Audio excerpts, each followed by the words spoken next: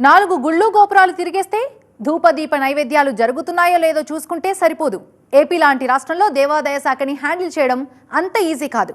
సున్నితమైన అంశాలతో ముడిపడ్డ వ్యవస్థని వివాదాలకి తావు లేకుండా నడపటం కత్తి మీద సావే. అందుకే ఏరి కోరి సీనియర్కి ఆ శాఖ అప్పగించారు టీడీపీ అధినేత. అనుభవజ్ఞైన నాయకుడికి దేవాలయ బాధ్యతని అప్పగించారు. ఆనం అన్చార్జ్. What next? ఆలయాలకు సర్కార్ భరోసా, సీనియర్ కి ఎండోమెంట్ శాఖ, అపోహలు దూరం చేసేందుకేనా? అదేంటి ఆయనకు ఆ శాఖ ఇచ్చారని అంతా ఆశ్చర్యపోయారు. కానీ ఏపీలో అందరి నమ్మకాన్ని చూరుకునేందుకు, అపోహలు దూరం చేసేందుకు ఆయనే కరెక్ట్ అని ఏరి కోరి సీనియర్ కి ఆ శాఖను అప్పగించింది ఏపీలో కొలువుదీరిన కొత్త ప్రభుత్వం. దేవాదాయ శాఖ మంత్రిగా బాధ్యతలు స్వీకరించారు నెల్లూరు జిల్లా ఆత్మకూరు ఎమ్మెల్యే ఆనం రామనారాయణ రెడ్డి. దశాబ్దాల రాజకీయ అనుభవం ఉన్న ఆనంకి ఎండోమెంట్ బాధ్యతలు అప్పగించడంపై మొదట్లో కొందరు ఆశ్చర్యపోయినా గత 5 ఏళ్ల అనుభవాలతో ఆ శాఖకున్న ప్రాధాన్యాన్ని బట్టే ఆయన చేతుల్లో పెట్టారని సమాధానపడ్డారు. వైసీపీ ప్రభుత్వంలో తరచూ వివాదాల్లో చిక్కుకున్న శాఖలో సమస్యలను సవాలుగా తీసుకున్నారు సీనియర్ మంత్రి. వేల దేవాలయాలు, పదుల సంఖ్యలో పేరొందిన పుణ్యక్షేత్రాలు, ఆంధ్రప్రదేశ్లో లెక్కలేనని ఆధ్యాత్మిక ప్రాంతాలు.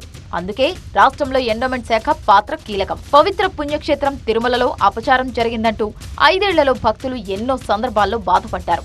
పవిత్రతను మంటగలుపుతున్నారని బీజేపీతో పాటు ధార్మిక సంస్థలు నిరసనకు దిగిన సందర్భాలు ఉన్నాయి. ఇక రామతీర్థం, అంతర్వేది లాంటి సంఘటనలతో హిందువుల మనోభావాలు దెబ్బతిన్నాయి.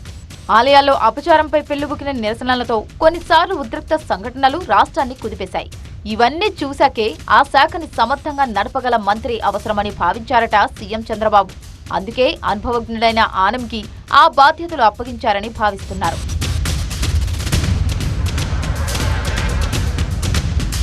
విగ్రహాల ధ్వంసం వంటి అపచారాలతో ఆలయాల నిర్వహణపై కొన్నేళ్లుగా ఎన్నో విమర్శలొచ్చాయి. అంతర్వేది లక్ష్మీ నరసింహస్వామి ఆలయ రథం కాలిపోయిన ఘటన వివాదాలకు మరింత ఆజ్యం పోసింది. తీవ్రస్థాయి నిరసనలతో చివరికి కేసును సీబీఐకి అప్పగించాల్సి వచ్చింది. ఇక తిరుమల పుణ్యక్షేత్రంలో తరచూ ఏవో ఒక వివాదాలు చోటు చేసుకున్నాయి. వీఐపీల దర్శనాల నుంచి సంప్రదాయాల అమలు దాకా అధికారుల తీరుపై విమర్శలొచ్చాయి. అందుకే అధికారంలోకి రాగానే ఏడుకొండలవాడి దర్శనానికి వచ్చిన చంద్రబాబు తిరుమల నుంచే ప్రక్షాళన ప్రారంభమవుతుందని ప్రకటించారు. తిరుమలను అసాంఘిక కార్యక్రమాలకు అడ్డాగా మార్చారని ఆగ్రహించారు. 7 కొండలపై గోవిందనామం తప్ప మరేది వినపడకూడదని ఆదేశించారు చంద్రబాబు. కొత్త ఈవోగా శ్యామలరావును నియమించి తిరుమల నుంచే దేవాదాయ శాఖ ప్రక్షాళన ప్రారంభించారు.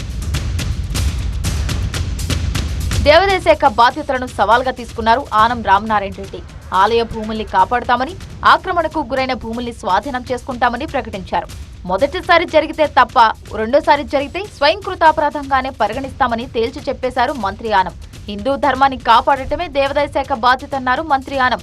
హిందూ ధర్మానికి, ఆలయాల పవిత్రతను కాపాడే విషయంలో ప్రభుత్వం కట్టుబడి ఉందని, మిత్రపక్షం బీజేపీకి సంకేతాలిచ్చేందుకే సీనియర్ కి ఆ శాఖ బాధ్యతలు అప్పగించినట్లు కనిపిస్తోంది. కీలక శాఖల బాధ్యతలు చూసిన ఆనంకి ఎండోమెంట్ శాఖ కొత్త అనుభవమే కాదు, ఆయన సమర్థతకు సవాల్గా ఉండబోతోంది.